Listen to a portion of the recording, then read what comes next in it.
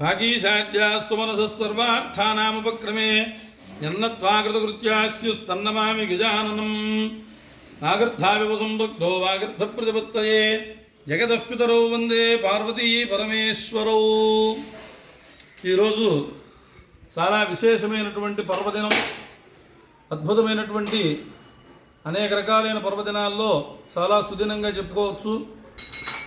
శ్రావణ మాసం అంటేనే చాలా విశేషమైనటువంటిది. అటువంటి ఆ శ్రావణ మాసంలో సోమవారం నాడు ఈశ్వరార్చన అనేది అత్యంత ప్రాముఖ్యత కలిగినటువంటి మహాపర్వదినం.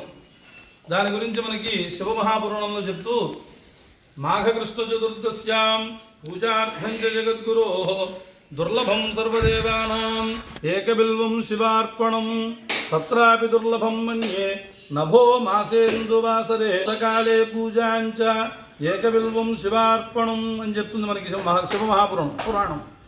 అంటే మాఘమాసంలో వచ్చేటువంటి మహాశివరాత్రి ఏదైతే ఉందో దాన్ని తలపించే రీతిలో ఉన్నదే ఈ నభోమాసం అనగా శ్రావణ మాసంలో వచ్చేటువంటి సోమవారం. అటువంటి ఆ సోమవారం ప్రదోషకాలంలో ఈశ్వరారాధన చేయడం అనేది దేవతలకు కూడా దుర్లభంట. అటువంటి అద్భుతమైనటువంటి చక్కటి పర్వదినం. అందులో ఈ రోజున అష్టమి, సోమవారం. అష్టమి అంటే సాక్షాత్తు ఈశ్వర స్వరూపం, అమ్మవారి స్వరూపం అని చెప్తూ ఉంటారు మనకి. అటువంటి అష్టమి విశాఖ నక్షత్రంతో కూడినటువంటి ఈ రోజున సోమవారం ప్రదోషకాలంలో మచిలీపట్నంలో గొడుగుపేటలో జగద్గురువులు మన శృంగేరి పీఠాధిపతులు జన్మించినటువంటి స్థలం, మా భారతీ తీర్థ మహాస్వామి వారు జన్మించినటువంటి స్థలం ఇది. అటువంటి పరమ పవిత్రమైనటువంటి ఈ ప్రదేశంలో ఈ రోజున మహాలింగార్చన కార్యక్రమం, రుద్రహోమం, అలాగే రుద్రక్రమార్చన కార్యక్రమాలు ఇవన్నీ కూడా జరపడం జరుగుతోంది. దాంట్లో భాగంగా గణపతి పూజ, ఆరో పూజ్యో గణాధిప అని ముందుగా చేసిన గణపతిని ఆరాధన చేయాలి. కాబట్టి అటువంటి గణపతి పూజా కార్యక్రమం చేసి అనంతరం మంటపారాధన అనగా దేవతలందరినీ ఆవాహన చేయడము అని అర్థం. ఆయా మంత్రాలతో ఆ దేవతలందరినీ కూడా ఇక్కడికి తీసుకొచ్చి మనం ఇక్కడ ఆవాహన చేసి కూర్చోబెట్టాలి. మనం బంధుమిత్రులందరినీ కార్యక్రమానికి ఎలా అయితే పిలుచుకుని వచ్చిన వాళ్ళందరికీ కుర్చీలు వేసి కూర్చోబెడతామో అట్లాగే ఇక్కడ ఉండేటువంటి దేవతలందరినీ ఆ మంత్రాల ద్వారా ఆవాహన చేసి వాళ్ళందరినీ కూడా అక్కడ ఆవాహన చేసి పూజ చేయాలి. ఎవరు ఈ మండప దేవతలు అంటే అక్కడ ప్రధానంగా గణపతి పూజ అయిపోయిన తర్వాత ఏకాదశి రుద్రులు ప్రధానంగా ఉంటారు. అలాగే నవగ్రహాలు, అష్టదిక్పాలకులు, పంచపాలకులు, బ్రహ్మ విష్ణు మహేశ్వరులు, ప్రధానంగా అక్కడ ఉండేటువంటి బ్రహ్మకలశ, వీళ్ళందరినీ కూడా ఇక్కడ ఆవాహన చేస్తాం. మహామృత్యుంజయ స్వామి వీళ్ళందరినీ ఆవాహన చేసి అర్చన చేయడం జరిగిన తర్వాత అప్పుడు మహాలింగార్చన కార్యక్రమం ప్రారంభమవుతుంది. మహాలింగార్చన అంటే దాని పేరు షష్ట్యుత్తర త్రిశతలింగాత్మక మహాత్రిపుర సుందరి సమేత మహాలింగేశ్వర స్వామి అని ఆయనకి పేరు. అంటే 365 లింగాలు ఉంటాయి అక్కడ. ప్రతినిత్యము కూడా ఈశ్వరారాధన చేయాలి అందరూ. అలా అందరికీ సాధ్యం కాదు అనుకున్నప్పుడు ఇటువంటి మహాలింగార్చన కార్యక్రమం చేస్తే 365 రోజులకి గాను ఈ 365 లింగాలకి అర్చన చేయడం, ప్రతినిత్యము ఒక లింగార్చన చేసినట్టు భావం కలుగుతుంది. అటువంటి అక్కడ 9 ఆవరణలతో కూడుకుని ఆ మహాలింగార్చన పీఠం అనేది మనకు కనిపిస్తూ ఉంటుంది. అందులో అక్కడ చూసినట్లయితే మీకు చూపిస్తున్నారు చూడండి. మొదటి ప్రాకారం, 9 ప్రాకారాలు దాటిన తర్వాత అక్కడ అద్భుతమైనటువంటి కైలాస మహామండపంలో మహాత్రిపుర మీద చంద్రమౌళీశ్వర స్వామి వారు కొలువై ఉంటారు. ఆ మొదటి ఆవరణ చూసినట్లయితే 8 దిక్కుల్లోనూ అష్టదిక్పాలకులు అనేటువంటి పేరుతో ఉండేటువంటి 8 లింగములు. వాటికి అక్కడ కూడా ఆ ఇంద్రాది ఇంద్రస్వరూప పరశివ జనమహ అనే పేరు, అంతా పరశివ స్వరూపమే. ఆ అష్టదిక్పాలకుల స్వరూపంలో ఉండేటువంటి పరశివుడు మొదటి ఆవరణలో మనకు కనిపిస్తూ ఉంటారు. అక్కడి నుంచి ఆ ఆవరణార్చన చేసి అక్కడ ఉండేటువంటి ఆ దేవతలందరికీ నమస్కరించి వాళ్ళ అనుగ్రహంతో రెండో ఆవరణలోకి ప్రవేశిస్తే అక్కడ త్రిశూలేశ్వరులు అనేటువంటి రెండో ఆవరణలో మనకు కనిపిస్తారు. అక్కడ మీకు కనిపిస్తున్నారు. 3 లింగాల చొప్పున 8 దిక్కుల్లోనూ ఉంటాయి. వాటిని త్రిశూలేశ్వరులు అంటారు. బ్రహ్మ విష్ణు మహేశ్వర స్వరూపంగా ఉండేటువంటి ఆ త్రిశూలేశ్వరులు రెండవ ఆవరణలో కనిపిస్తారు. అలా రెండవ ఆవరణలో వాళ్ళందరినీ అర్చన చేసి వారి అనుగ్రహాన్ని పొంది ఆ తర్వాత మూడో ఆవరణలోకి ప్రవేశించాలి. మూడో ఆవరణలోకి ప్రవేశించగానే అక్కడ మనకి మూడో ఆవరణలో అష్టోత్తర శత తాండవేశ్వరులు అని 108 మంది, వాళ్ళనే రుద్రగణము అంటారు, రుద్ర కింకరులు అని కూడా అంటారు. వాళ్ళందరూ పరశువుని యొక్క రుద్రగణంలో భాగంగా ఉండే సైనికులు. వాళ్ళందరూ చుట్టూతా ప్రాకారంలాగా ఆ కైలాసానికి కాపు కాస్తూ ఉంటారు. అటువంటి ఆ 108 మంది సైనికులతో కూడినటువంటి తాండవేశ్వరులు, వాళ్ళని ఈ మూడో ఆవరణలో మనం అర్చన చేసుకోవాలి. అక్కడి నుంచి వాళ్ళందరి యొక్క పూజ చేసి అనుగ్రహాన్ని పొంది అక్కడి నుంచి ముందుకు వెళ్ళినట్లయితే 4వ ఆవరణ కనిపిస్తుంది. 4వ ఆవరణలో ప్రవేశించగానే అష్టగణపతులు అనేటువంటి పేర్లతో 8 దిక్కుల్లోనూ 8 మంది గణపతులు, అష్టగణపతులు వారు చూపిస్తున్నారు. అట్లా 8 దిక్కుల్లోనూ ఉంటారు వారు. ఆ అష్టగణపతులు అక్కడ సుబ్రహ్మణ్యేశ్వరుడని, దుర్గాదేవి అని, అలాగే నందీశ్వరుడని, వీళ్ళందరికీ అష్టగణపతులని పేర్లు ఉంటాయి. వాళ్ళందరూ కూడా ఆ 4వ ఆవరణలో ఉంటారు. వారందరినీ ఆవాహన చేసి అర్చన చేసి వారి అందరూ అనుగ్రహం పొంది అక్కడి నుంచి పంచమావరణంలోకి ప్రవేశించినట్లయితే అక్కడ అష్టమహేశ్వరులు, భవాది అష్టమూర్తులు అని పేరు వాళ్ళకి.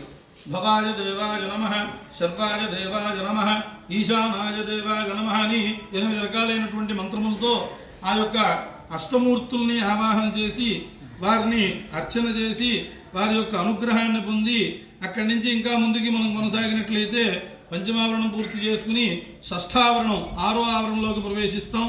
అక్కడ మనకి ఏకాదశి రుద్రులు దర్శనమిస్తారు. ఆ ఏకాదశి రుద్రులు 11 మంది ఉంటారు చూడండి. అదిగో ఆ 11 మందికి 11 రకాల పేర్లతో, అంటే మొత్తం అంతా కూడా శివమయం అనేటువంటి భావన మనకి దీంట్లో కనిపిస్తూ ఉంటుంది. ఏకాదశి రుద్ర స్వరూపంగా ఉండేటువంటి పరశివులు అక్కడ మనకు కనిపిస్తూ ఉన్నారు. దాంట్లో మొదటి ఆయన పేరు భీమరుద్రుడని, రెండో ఆయన శంభురుద్రుడని, మూడో ఆయన గిరీశరుద్రుడని, నాలుగో ఆయన అజేయకపాద రుద్రుడని, ఐదో ఆయన అహిర్బుద్ధి రుద్రుడని, ఆరో ఆయన పినాగరుద్రుడని, ఏడో ఆయన విశాంపతి రుద్రుడని, అలాగే 8దో ఆయన భువనాధీశ రుద్రుడని, 9దో ఆయన స్థాణురుద్రుడని, 10దో ఆయన కపాల రుద్రుడని, 11దో ఆయన అపరాజిత రుద్రుడు అని 11 పేర్లతో వాళ్ళు విరాజిల్లుతూ ఉంటారు. అటువంటి ఆ 11 మందిని కూడా అర్చన చేసి, మనకి తెలుసు ఏకాదశి రుద్రులు అనేటువంటి పేర్లు చాలాసార్లు మనం వింటూ ఉంటాం. ఏదైనా సందర్భాల్లో రుద్రాభిషేకం అంటే ఏకాదశి రుద్రాభిషేకం అనుకుంటూ ఉంటాం. అటువంటి ఏకాదశి రుద్రుల నామాలు ఈ రకంగా ఉంటాయి.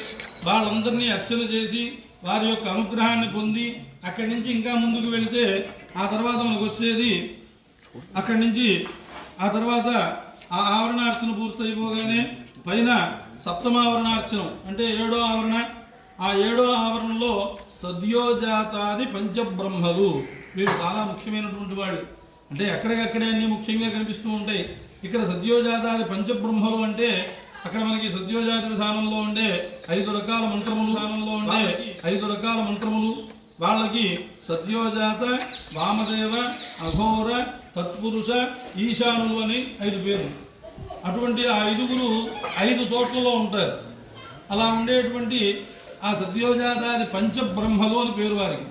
వారందరినీ కూడా ఈ సప్తమావరణంలో మనం అర్చన చేయాలి. అట్లా సప్తమావరణార్చన పూర్తి చేసుకుని అక్కడి నుంచి ముందుకు వెళ్తే అష్టమావరణార్చన. ఈ అష్టమావరణార్చనలో షట్తారకులు అని కనిపిస్తున్నారు. 6గురు ఉంటారు. షట్తారకులు అని పేరు వాళ్ళకి. ఈ 6గురు ఏమిటయ్యా అంటే పరమేశ్వరుని యొక్క ఏదైతే నామం ఉన్నదో పంచాక్షరి నామం, దానికి ఓంకారం జోడించినట్లయితే 6 అక్షరాలతో కూడుకుని ఉంటుంది. అటువంటి ఆ 6 అక్షరాలకి ఒక్కొక్క అక్షరానికి ఒక్కొక్క దేవత, వాళ్ళే షట్తారకులు అని పేరు. అందులో మొదటి ఆయన వర్ణాధ్యాత్మక ఓంకారుడని, రెండవ ఆయన అక్కడ చూసినట్లయితే నకారం, పదాధ్యాత్మక నకారాయ నమః అని నకారం ఒక ఈశ్వరుడు. అలాగే మూడవ ఆయన మంత్రాధ్యాత్మకమైనటువంటి మకార స్వరూపంగాను, 4వ ఆయన భువనాధ్యాత్మకమైనటువంటి శికారంగాను, 5వ ఆయన తత్వాధ్యాత్మకమైనటువంటి వకారంగాను, 6వ ఆయన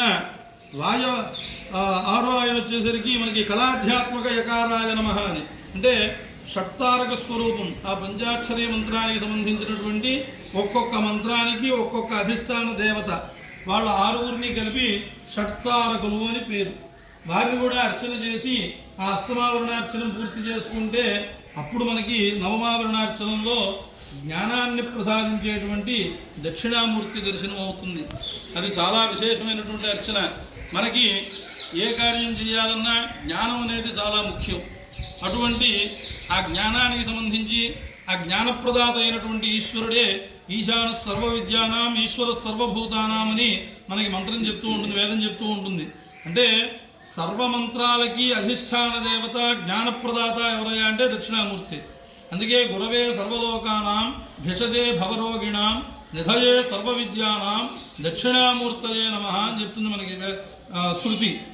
అంటే గురువు అనేవాడు ఎప్పుడూ మార్గదర్శకుడు. మనలో ఉండేటువంటి అజ్ఞానాన్ని పటాపంచలు చేసి జ్ఞానజ్యోతిని వెలిగించగలిగిన వారు ఎవరయ్యా అంటే ఈశ్వరుడా గురుడా అంటే గురువే ప్రధానం. అటువంటి ఆ గురుస్వరూపంలో ఉన్నవాడే దక్షిణామూర్తి.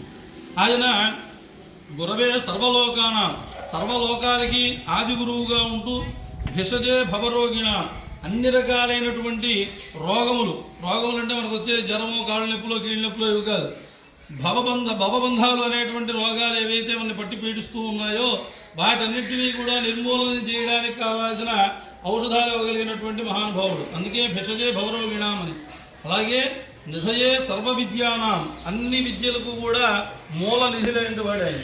అటువంటి ఆయనే నిధయే సర్వ విద్యానాం దక్షిణామూర్తయే నమః. ఆది గురువు అయినటువంటి ఆ దక్షిణామూర్తికి 4 శిష్యులు ఉంటారు చుట్టూతా. ఆయన గురించి చాలా గొప్పగా చెప్తూ ఉంటుంది శాస్త్రం. చిత్రం పటతరోర్మూలే వృద్ధా శిష్య గురుర్యువ గురోస్తు మౌన వ్యాఖ్యానం శిష్యాస్తు ఛంద సంశయా అని ఒక చక్కటి వటవృక్షం ఉన్నది.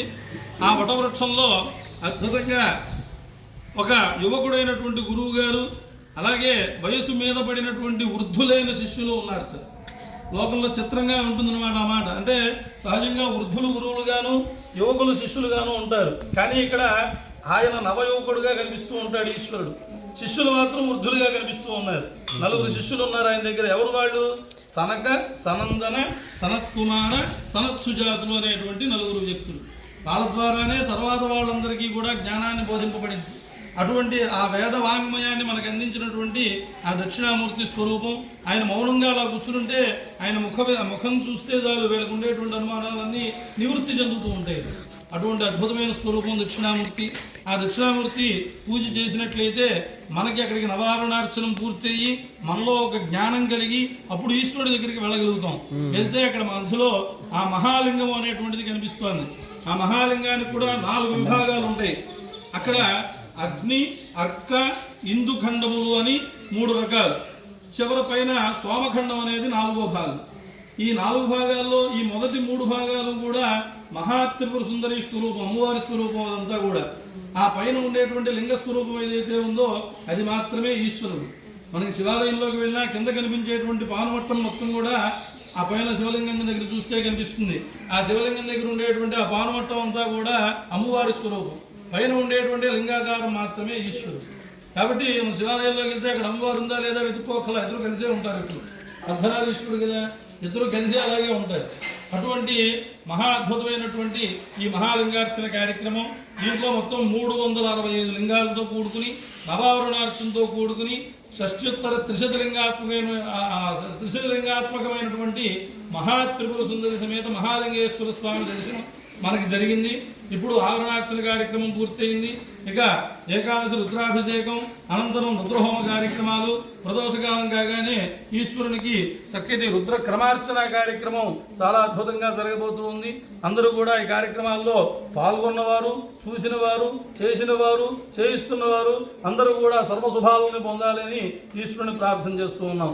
నమః పార్వతీపతయే హర హర మహాదేవ.